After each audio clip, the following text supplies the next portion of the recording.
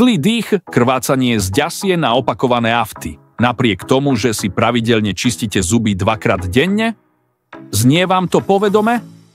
Na to, aby ste mali zdravé zuby s iba prospešnými baktériami, v ústnej dutine už nestačí používať len zubnú kefku a zubnú pastu. Počuli ste správne, v ústach sa nachádzajú prospešné aj škodlivé baktérie. Na odstránenie škodlivých baktérií a zápachu z úst sa odporúča používať ústnu vodu ako doplnok k vašej rutine.